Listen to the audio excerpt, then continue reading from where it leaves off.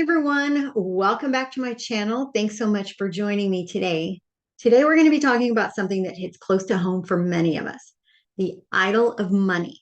Yep, we're talking about those dollar signs and why we cannot place our hope, our trust, and our faith in them. Instead, we have to place those things in God and God alone.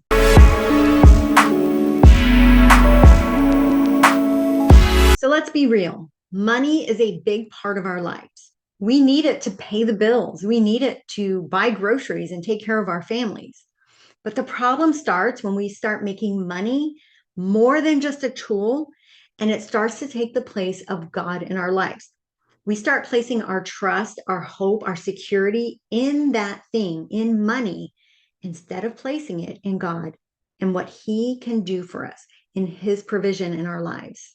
Matthew 6:24 says, "No one can serve two masters. Either you will hate the one and love the other, or you will be devoted to one and despise the other. You cannot serve both God and money." Jesus said it clearly. We can't serve both Him and money. If our heart is set on piling up worldly wealth, it's like we're saying money is our ultimate source of security and source of happiness. But guess what? Money is unreliable. In the blink of an eye, money can just disappear. You can lose your job. The stock market can crash. I mean, we see it every day. People who have amassed wealth suddenly lose it all through no fault of their own. And they're left in these, situations where they're like, oh my gosh, how am I going to pay the bills? And then they begin doing things out of desperation and oftentimes things that are not in alignment with God's will in order to regain that source of security that they had in the money. 1 Timothy 6:10 tells us, "For the love of money is a root of all kinds of evil. Some people, eager for money, have wandered from the faith and pierced themselves with many griefs." Notice it says the love of money, not money itself, is the root of the evil. It's the obsession, the idolizing of the money, the tangible thing of money, that leads us away from God. We have to remember God is our source of provision. God will always provide for those who are obedient and put their faith and trust in Him. It's easy to fall into the trap of thinking money will solve all our problems. But instead of chasing wealth, God calls us to seek Him first. Matthew 6:33 is a very clear reminder of this. But seek first His kingdom and His righteousness, and all these things will be given to you as well. So let me share a personal story of how money really took me far from God, and as a result, created a lot of grief, a lot of problems in my life. So I was a single parent much of my adult life. Yes, I made a lot of bad choices in my earlier kind of younger days. And at the time, I wasn't following God. I actually didn't come to God until much later in my life. I was much older. But even after I started going to church, I gave my life to Christ, I was still a new Christian, still trying to navigate what that really meant. And money created a problem. So, as a single parent, you can imagine my biggest concern on a daily basis was making sure I had enough money to pay my bills, to pay my mortgage, to pay the light bill, to put food on the table, and then having two children in school, all the expenses that come with having children in school. And then, of course, holidays, and all the things in our lives that revolve around money.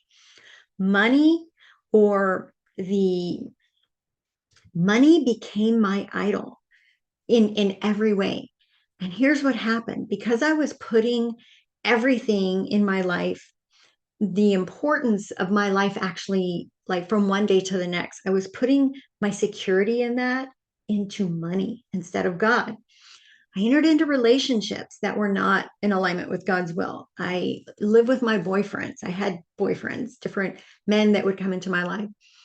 And unfortunately, because I was so concerned with the money, I started falling into this mindset that so many women, especially, I mean, men do it too, but I'm really speaking to the single moms out there, that we need a second income in order to survive. I cannot pay for this family on only my income. And so Many times I stayed in these relationships out of fear that if I lost their income contribution, I wouldn't be able to pay my bills and I would end up homeless or whatever. That really was in my mind all the time. I may not consciously made those thoughts or really had those thoughts, but subconsciously they were there.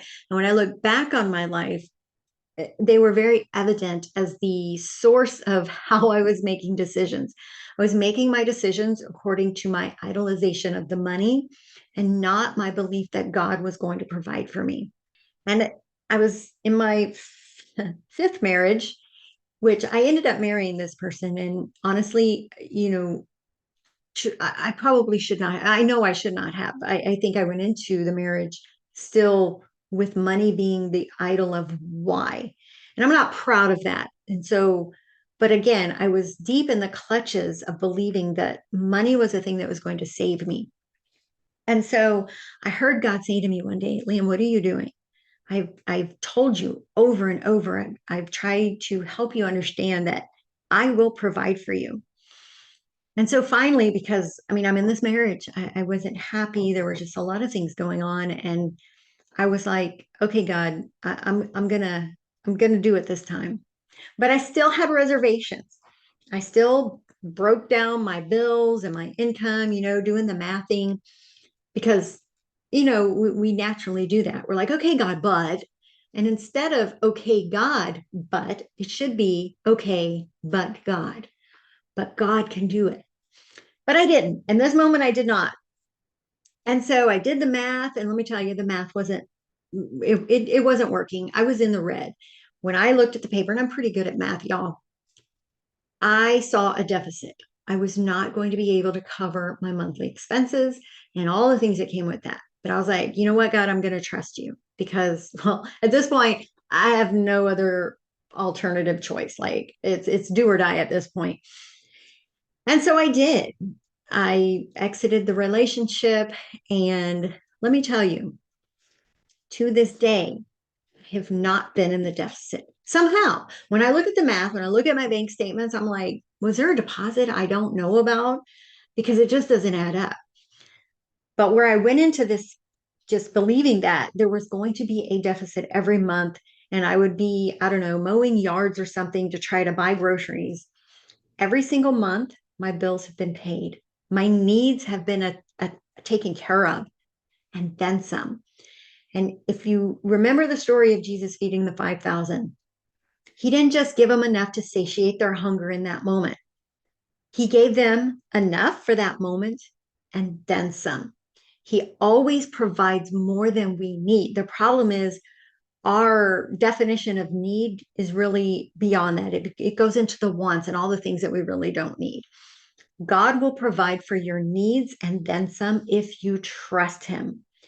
Placing your trust in the money is never going to lead to good. I am a living, walking testament of that. And I really want other, especially single moms, like I said, to take that to heart.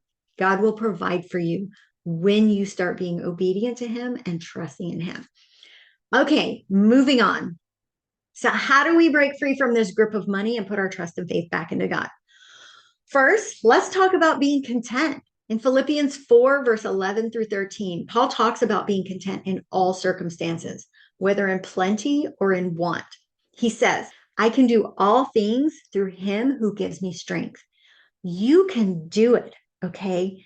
Through him, not through your own strength, not through figuring out your own ways to bring in extra money. Trust in God's provision. And learning to be content with what we have helps us focus on God's promise and provision rather than our lack, rather than what we don't have. Second, practice generosity. Proverbs 11:25 says, a generous person will prosper. Whoever refreshes another will also be refreshed. When we give, we're acknowledging that everything we have comes from God. And it's an act of trust that he will continue to provide for us. You always hear stories of people saying, the more I give, the more I have to give. And that is so true. I have learned that in my own life. Like I said, God gave me enough to sustain me and then some. Where before I used to count every last penny in my bank account to make sure I could buy groceries or whatever. I don't do that anymore. And every month, every year, God gives me enough that I am able to bless it forward and give to those who are in need at the moment and give to charity and things like that. Now, I want to be clear. I am not rolling in the dough and I am not wealthy by worldly standards, but I have enough to sustain me. I have enough to cover my needs in this moment and this point in time and then some. And God always determines what and then some is, not me. And finally, remember where your true treasure lies. Matthew 6, verse 19 through 21 tells us not to store up our treasures here on earth, where moths and rust can destroy it, where money can be burned, where the stock market can crash, and all of those things, but to store up our treasures in heaven. For where your treasure is, there your heart will also be. When we invest in God's kingdom, our hearts will follow. So this week, I encourage you to take a look at your relationship with money. Ask God to show you areas where you might be relying on it more than Him. And pray for a heart of contentment, a spirit of generosity, and a focus on heavenly treasures. I'm telling you, it is a life changer. Trust in God, not in money. God is our source of provision, our security, our hope, everything. Put it in Him, not in the dollar signs. I truly hope this message encouraged someone today. Maybe you've been on the fence about your relationship with money. Maybe you've been doing things that are not completely in alignment with God's will because of your lack of trust and faith in what He can do. And you're putting those things in what money can do for you. So I encourage you, talk to God about it today. Pray for wisdom, pray for contentment, and ask Him to help you align yourselves with Him instead of the money. Thanks so much for watching today. If you enjoyed this message, give it a thumbs up and share it with someone else who might need this encouragement. Have a great week and God bless. Bye-bye.